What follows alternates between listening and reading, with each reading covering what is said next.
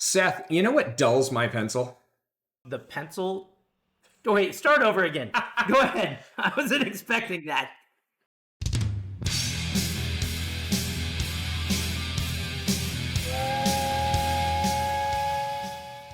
Seth, you know what really dulls my pencil? Source. No. Start over again. I'm sorry. I couldn't. I'm going to take my stuff and go home. Go ahead. Seth, you know what really dulls my pencil? Writing with a pencil. That's why it gets dull. Then you need to get excited about an electric pencil sharpener. That's how you know you're a teacher. When you get excited about having a brand new electric pencil sharpener. I will go there right before here. I got an automatic pencil sharpener because the kids would shove it in there and burn out the motors and screw it up. And in construction, we need sharp pencils all the time.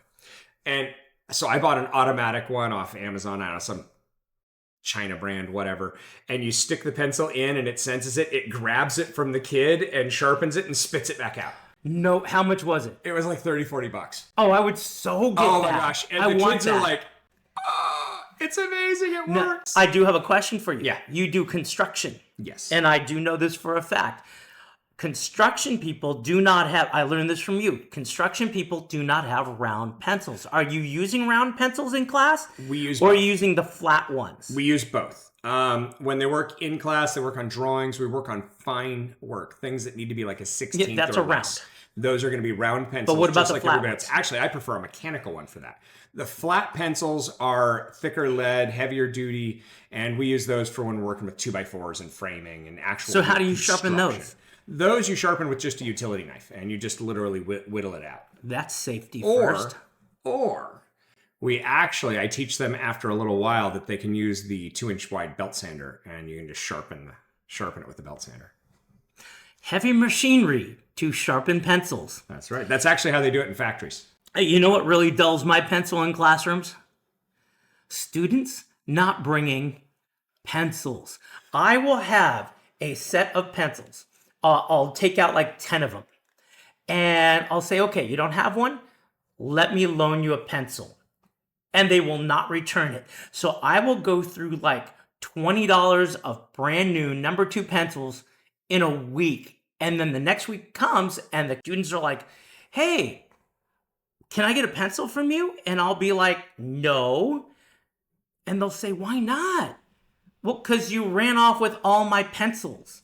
I'm only getting so many. So I'm thinking this year I'm going to put little flowers or flags or something on it so they can't walk out with them. Oh, I'm doing better than that. What are you doing? I'm going to have like a fishing tackle box or some sort of box like that. I haven't really worked out all the details yet.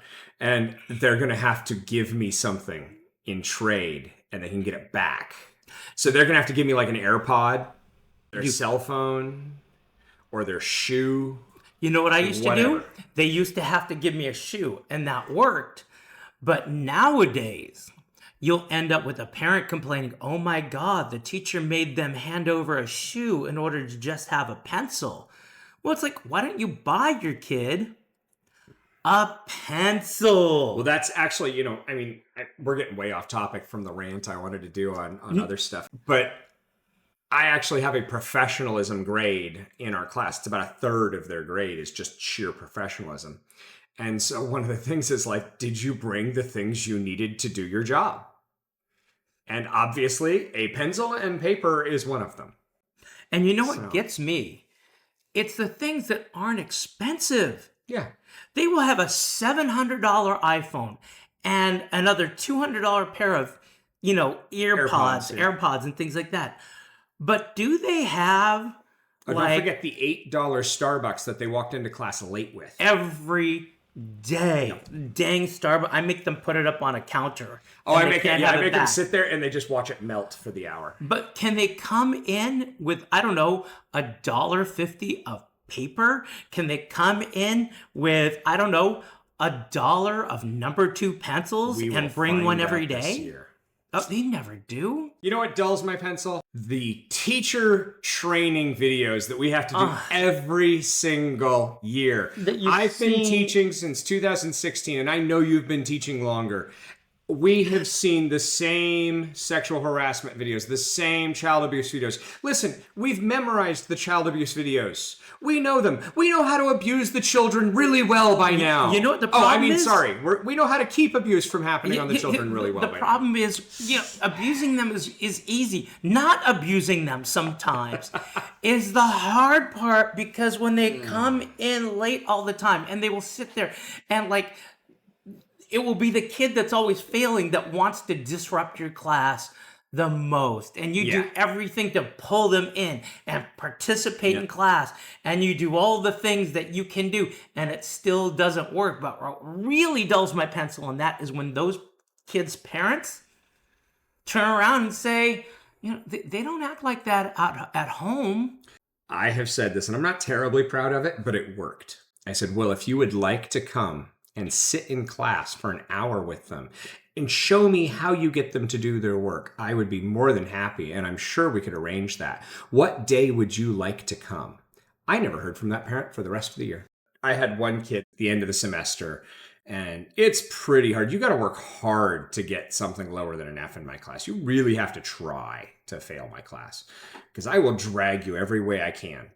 The parent gets involved 2 weeks before the end of the semester. It's like, there's nothing I can do. And they're, well, there's something. I said, I'll tell you what, I'll waive the 2-week late policy. And if they can get it all done, I'll grade it on the last day of the semester.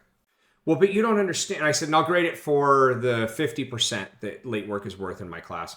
And we will give him extra credit that will kick him up to that D-. Okay? If he gets all this work done, he does really a little extra credit, we'll get him to the D-. And then at least he doesn't fail this semester. Yeah, that's really generous. Because in my class, I know I'm silly, but I don't feel extra credits deserved until you've turned in all your missing work, because extra is by definition extra, not in exchange for. So anyway, so we did. Obviously, the kid didn't do it. I mean, it just didn't happen. And the parents didn't make him do it. But the parents were absolutely upset that he wasn't getting an A in my construction class because that A would balance out an F in a science class so that he could continue to play sports. You know what really dulls my pencil? It really drives me nuts. Students who go on extended vacations last second, and you'll find out 3 days ahead of time, they will say, oh, we need 6 weeks of work because they're going to be gone for 6 weeks. Please have it ready for us tomorrow. Oh, no, see, that is for me, that is so difficult, because what am I going to do? Send them home with a table saw? And so there's nothing I can do a lot of times. And so what I do is I end up giving these kids where are you going? And they'll be like, oh, I'm going to, wherever. Boston. Great. I want you to go and take pictures of the architecture in Boston. I want you to go research a little bit, go walk through a building, take some notes, maybe ask some people, if you know some people around there, about the buildings and why they were built the way they were. And I want you to compare and contrast to here and where we're at. And I want you to make me a report based on that. I never get anything back. Of course you don't. I had a parent once. A kid tells me, oh, grandma's dying, so we've got to go see her. All right, okay. She's gone for 6-7 weeks, comes back. And I told the parent ahead of time, when they get back, I will hand them work. They need to make it all up, okay? Because they were leaving. Anyways, kid doesn't do the work. So I hand it to the kid again. Doesn't do the work. I call mom. Your kid didn't do the work. I'm sending it home a third time with the kid. And I think I had a second call with the parent. I don't have this work done. She's failing my class. If I don't get this work, she's going to fail my class, and that will be that. Anyways, it comes down to the end of the year. She's failing my class, and mom wants a meeting. Oh, yeah. And so I'm sitting down, and it's me and admin and the mom, and I'm like, look, well, first off, I hope grandma's okay. Yeah, grandma's fine. Why are you asking? I'm like, because she told me that grandma was dying. Oh, no, we just went for a visit. We hadn't seen her in a long time. So we went for 6-7 weeks to go. And I'm like, you have a summer vacation coming up. Oh, yeah, but we wanted to see her now. And I'm like, well, she never did the work. She's failing my class. And mom's like, can she do it now? I'm like, 7 weeks of work. Grades are literally due tomorrow. Even if I said yes, I couldn't do it. And Mom's response was, but I already bought her graduation dress. Huh. And I'm like, I'm sorry. Hopefully she doesn't grow too much to use it next year. So she didn't graduate. I'm in one of those grades that I'm up at the high school side. And so that's when grades really start mattering. You know, we've argued this point for years that basically kids can fail all the way through and they'll just keep pushing them. And then I get them in high school and they're like, what do you mean I'm failing and it matters now? I'm like, well, it matters now. So what these kids do is they take that leave and they say they're going somewhere, but they don't. What the parent does is they leave them at home every day and they make up like 8 weeks worth of work plus the 2 weeks that they're taking off to make up that 8 weeks.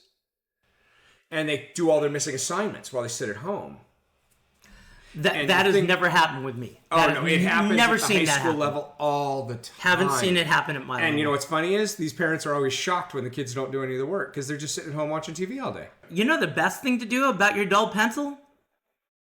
Use it to push the like and subscribe buttons. I was going to say you sharpen your pencil, but that's a great idea. How can I do that? Well, you just go right down to below the little video, and there's a little button right there. It says subscribe. Right on the left. Push that button, and then there's a little thumbs up right next to it. And you push that button, and that's the like. And then there's a little bell notification button. And if you'd push that too, that would be really nice. Well, you know what I want to know? To everybody who's subscribed, everybody who's listening, I want to know what dulls your pencil. What about your job drives you nuts? Oh, absolutely. I could go on and on. I've done everything from wait tables to teaching to aerospace. Definitely, I could go on and on. I want to hear everybody else's, though. Absolutely. And with that, I'll see you at the next stop.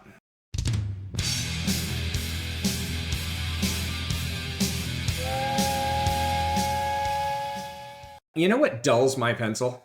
I'm going to take my stuff and go home. when you get excited about having a brand new electric pencil sharpener.